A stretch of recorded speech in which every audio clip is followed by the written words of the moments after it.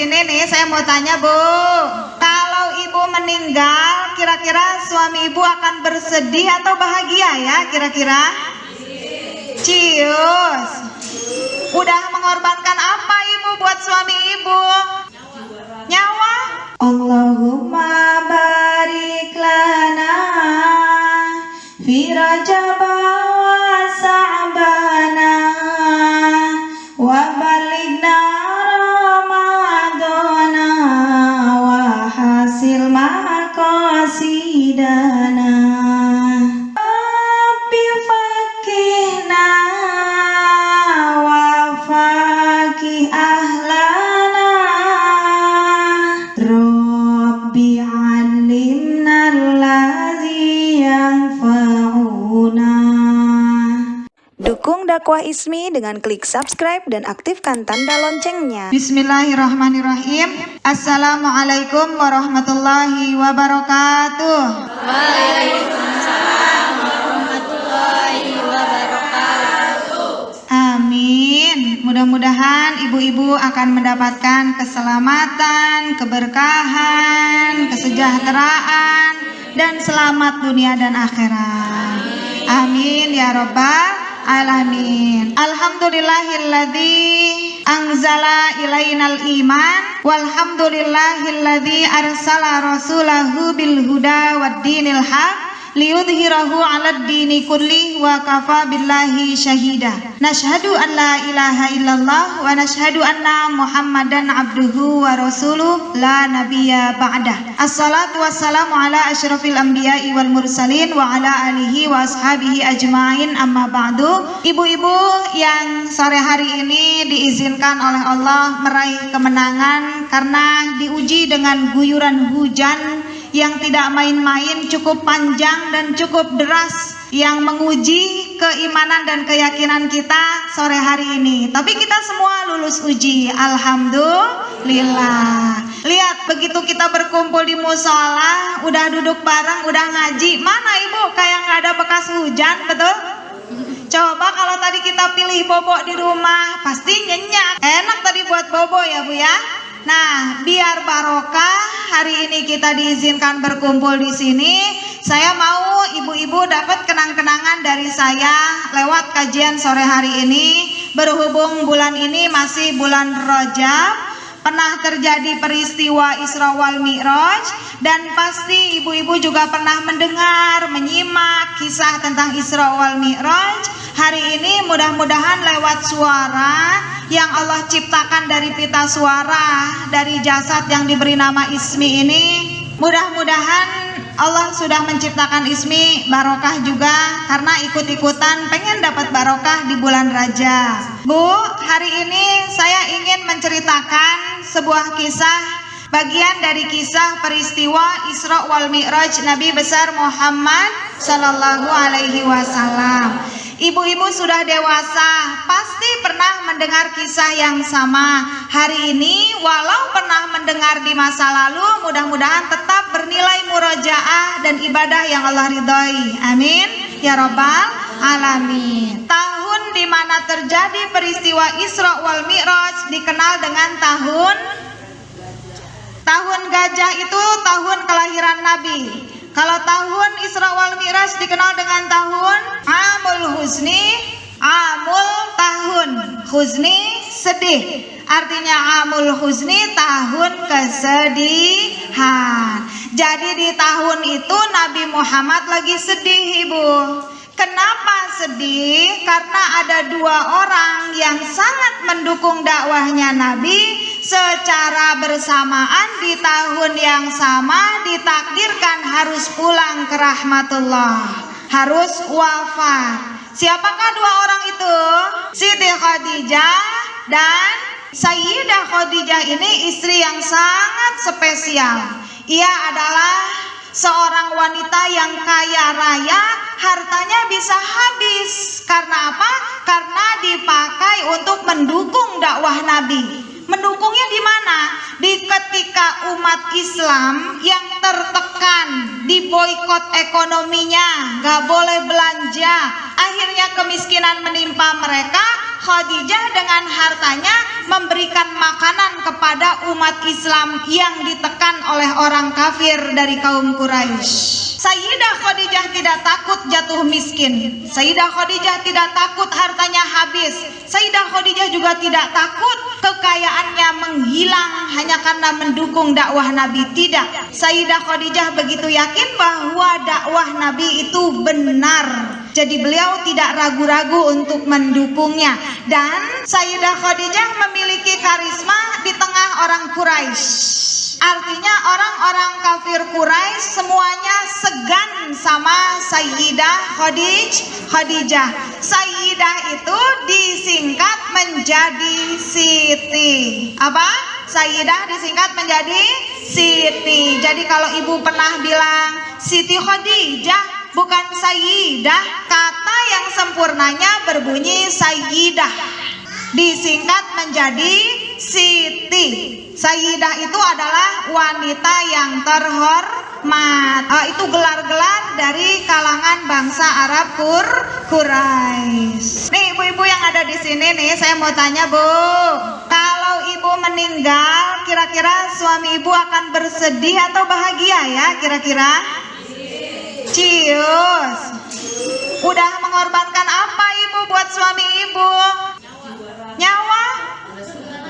Oh, nyawa, betul. Nyawa demi melahirkan putra dan putrinya. Mudah-mudahan pengorbanan itu dihargai oleh para suami. Amin ya robbal alamin. Dengan susah payah wanita juga berjuang untuk para suami. Sayyidah Khadijah itu sudah mengorbankan jiwanya juga sampai bisa melahirkan putra dan putrinya Nabi. Nah, ibu-ibu yang ada di sini sudah mengorbankan harta belum buat suami? Kalau suami mau ngasih ke orang tua, didukung apa dihalangi? Cius.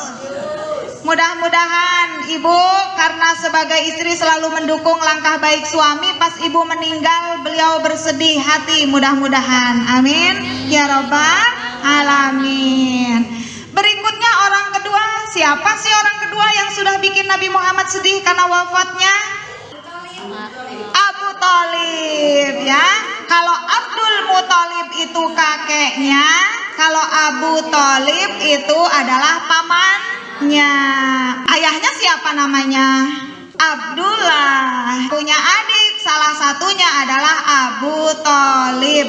Apa sih jasanya paman Abu Thalib? Abu Thalib ini hidup paling miskin di antara paman yang lainnya. Ada paman yang kaya raya yaitu Abu Lahab. Namun karena Nabi ini nyaman tinggalnya justru di rumahnya paman yang keadaannya sangat miskin. Istrinya Abu Thalib yang menjadi bibinya Nabi dan juga sayang kepada Nabi siapa?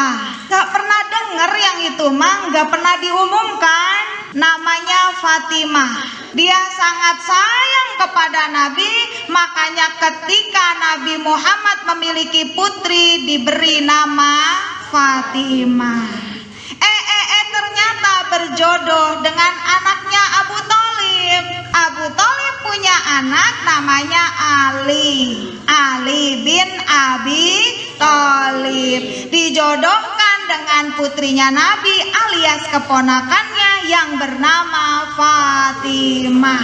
Namanya mirip dengan ibunya Ali bin Abi Thalib. Lihat ibu, simak sedikit kisahnya. Ketika kakeknya Nabi Muhammad meninggal yaitu Abdul Muthalib, beliau sebelum wafat menitipkan kepada Abu Thalib dan kepada anaknya yang lain. Namun Alkisah betahnya di rumahnya Abu Thalib. Ketika mau berangkat dagang, perjalanan dagang itu berangkat nyampe tujuan 1 bulan karena pakai unta. Pulangnya juga 1 bulan. Muhammad kecil ini menangis, ingin ikut dengan pamannya. Karena nggak tega, Fatimah bibinya Nabi Muhammad, istrinya Abu Thalib, merayu suaminya. Bawalah ia bersamamu. Apa kau tega melihat tangisnya? Ya, aku tak tega melihat tangisnya. Baik, bawalah. Insya Allah akan aman dalam perjalanan. Dibawalah Muhammad kecil ibu. Untuk apa? perjalanan dagang. Ketika menjelang sampai di Syam, mereka beristirahat di sebuah tempat dan di situ ternyata ada seorang pendeta Yahudi yang mengamati dari tengah gurun pasir kok ada keanehan. Ditunggulah rombongan saudagar itu sampai mendekat ke tempatnya ibadah. Satu persatu mereka beristirahat masuk. Muhammad kecil ditinggal di dalam tumpukan barang dagangan. Kata pendeta ini bilang, siapa lagi yang belum kau bawa turun masuk? Sudah. Siapa lagi yang belum turun ke sini? Diulang lagi kata-katanya sama pendeta. Ada seorang anak kecil. Di mana anak itu? Ada bersama dagangan kami. Coba lihat, disamperinlah sama pendeta itu. Anak siapa ini? Ini adalah anakku, kata Abu Thalib. Karena rombongan dagang itu bareng-bareng ibu. Pendeta ini ragu-ragu dengan jawabannya Abu Thalib. Jika benar kitab yang aku baca, yaitu Taurat, bahwa di dalam Taurat anak ini yang memiliki ciri-ciri calon nabi akhir zaman, dia sudah menjadi yatim dari kecil. Tidak mungkin dia punya ayah. Ini ciri-cirinya lengkap. Tapi kenapa dia punya ayah? Akhirnya Abu Thalib jujur. Benar, ini adalah keponakanku. Ayahnya adalah kakakku. Sudah wafat ketika ia masih ada dalam kandungan. Kalau begitu, kembali kamu ke kotamu. Jangan lanjutkan perjalanan ke Syam. Karena di Syam banyak orang Yahudi yang sedang menunggu datangnya Nabi akhir zaman yang sudah diramalkan di dalam kitab bahwa ciri-cirinya akan terlahir dari keturunannya Ismail, bukan dari keturunan Ishak, namun sama-sama dari keturunan Nabi Ibrahim alaihi salam. Karena iri dan dengki, mereka bercita-cita ingin membunuh anak itu. Bawa pulang kembali. Lihat cirinya, dimanapun dia berada, awan selalu menaunginya. Seraya tidak diizinkan mentari, sinarnya langsung sampai mengenai kulitnya. Bawa ia pulang. Setelah itu Abu Thalib, dari situ dia sadar bahwa keponakannya harus dia jaga apapun yang terjadi. Walau nyawa harus jadi taruhan, akan dilindungi, Bu. Jadi Nabi Muhammad itu benar-benar dikawal dakwahnya oleh Abi Thalib. Sayangnya Abu Thalib tidak mau mengikrarkan syahadat. Karena apa? Karena nggak mau dibully sama petinggi-petinggi Quraisy. Mudah-mudahan beliau Abu Thalib di dalam hatinya mengimani bahwa ponakannya adalah Nabi akhir zaman. Amin ya Rabbal Alamin. Nabi Muhammad sangat bersedih karena pamannya lisannya belum mengucapkan kalimat syahadat. Namun dari kata-katanya ia meyakinkan bahwa ia tidak mau melafalkan syahadat hanya karena khawatir jadi bumerang, kendala untuk bisa menyatukan antara Nabi Muhammad dengan orang-orang Quraisy. Artinya mencari titik aman. Itu yang dilakukan oleh pamannya Nabi Muhammad yang bernama Abu Thalib. Namun Bu, ketika Nabi Muhammad itu mendampingi pamannya dalam syakaratul maut, Nabi Muhammad masih merayu, ayo pamanku, ucapkan dua kalimat syahadat. Ucapkanlah kalimat itu. Tapi petinggi Quraisy juga tidak mau ketinggalan, ikut mengawal. Anak kecil dong Nabi Muhammad, muda dibandingkan umurnya baru 40 tahun, berhadapan dengan petinggi Quraisy yang sudah tua-tua, senior, sepuh, tentu kalah. Tapi Nabi Muhammad masih berharap mudah-mudahan di dalam hatinya paman Nabi ia bersyahadat. Amin ya Rabbal Alamin. Kisah singkat perjalanan Isra wal Mi'raj coba kita simak. Ketika ba'da Isya, Nabi Muhammad beristirahat sejenak di Masjidil Haram. Apa yang terjadi ketika itu? Tiba-tiba Jibril datang, membelah dadanya Nabi, lalu dicuci dengan air Zam-Zam, dimasukkan kembali. Bu, dalam hadisnya Aisyah membuktikan bahwa di dada Nabi itu ada bekas jahitan. Ini membuktikan ada kebenaran bahwa Nabi Muhammad pernah dibelah dadanya oleh malaikat Jibril dan dicuci lalu dimasukkan kembali. Karena apa? Karena Nabi Muhammad akan diperjalankan ke tempat yang spesial dengan membawa oleh-oleh yang spesial juga. Setelah dimasukkan ke dalam dada hatinya, lalu disiapkan sebuah kendaraan yang bernama buraq. Buraq itu satu kata dengan barkun. Apa barkun itu? Kilat. Bentuknya seperti keledai tapi lebih besar daripada keledai. Cara melangkahnya ibu, kaki depannya itu menjulur sampai ke tempat tujuan. Kaki belakangnya di Masjidil Haram, kaki depannya itu menjulur menclok sampai ke Masjidil Aqsa. Jadi langsung terjangkau perjalanan dari Masjidil Haram ke Masjidil Aqsa hanya dilakukan secara singkat dan kilat. Ketika itu orang Quraisy mendapatkan cerita nggak percaya bu. Tapi akhirnya apa? Akhirnya dicek oleh Abu Bakar, siapa yang pernah ke Masjidil Aqsa? Dengarkan pertanyaanku, akan dijawab apa oleh Nabi Muhammad? Ciri gerbangnya bagaimana? Ciri pilarnya, tiang-tiangnya bagaimana? Ada berapa? Dijawab oleh Nabi Muhammad dengan detail. Disaksikan oleh yang pernah ke Masjidil Aqsa, memang bentuknya seperti itu. Akhirnya tidak terpatahkan kebenaran perjalanan Nabi Muhammad Sallallahu Alaihi Wasallam. Singkat naik ke Sidratil Muntaha, melewati 7 lapis langit. Berapa lapis? 7. Diketuklah pintu langit pertama, penjaganya bilang, siapa kau? Aku Jibril. Siapa yang bersamamu? Ini Muhammad. Apakah ia diutus? Ya, dia diutus. Dan dipersilahkan masuk, ditemui oleh Nabi Adam. Ibu bayangkan, Nabi Adam duduk, di sebelah kanannya ada anak cucunya berbaris duduk seperti sedang menunggu, di sebelah kirinya juga begitu. Kalau Nabi Adam menatap ke yang kanan tersenyum dengan gembira, kalau menatap ke sebelah kiri sedih wajahnya Nabi Adam. Kenapa? Karena yang kanan masuk ashabul yamin, yang kiri masuk ashabus shimal, golongan kanan dan golongan kiri. Diterangkan di dalam surat Al-Waqiah. Nabi Muhammad mendapatkan doa dari Nabi Adam, pindah ke langit kedua. Di langit kedua diketuk sama, siapa kau? Aku Jibril. Bersama siapa kau? Muhammad. Apakah dia diutus? Ya, masuk. Begitu masuk ketemu dengan Nabi Isa dan Nabi Zakaria. Ia ada di langit yang sama, langit kedua. Pun Nabi Muhammad didoakan oleh Nabi Isa dan Nabi Zakaria.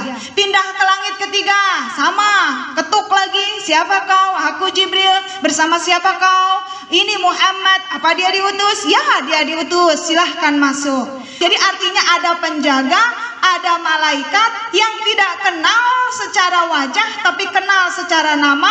Tahu itu malaikat Jibril tapi baru tahu fisiknya hari itu. Karena malaikat Allah itu sangat banyak, tugasnya masing-masing. Di langit ketiga ini ketemu dengan Nabi Yusuf yang gantengnya luar biasa. Didoakan kembali Nabi Muhammad, pindah ke langit keempat dan prosedurnya sama, ketok pintu pun harus dicek. Begitu sudah lolos, masuk ketemu Nabi Idris. Nabi Idris ini konon masih bersama jasadnya. Jadi bukan dalam bentuk ruh, masih bersama jasadnya. Naik lagi ke langit kelima, bertemu dengan Nabi Harun. Naik lagi ke langit keenam, bertemu dengan Nabi Musa. Naik ke langit ketujuh dengan prosedur perizinan yang sama. Ketok pintu, siapa kau? Aku Jibril. Siapa yang bersamamu? Muhammad. Apa dia diutus? Ya, dia diutus. Baru dipersilahkan masuk.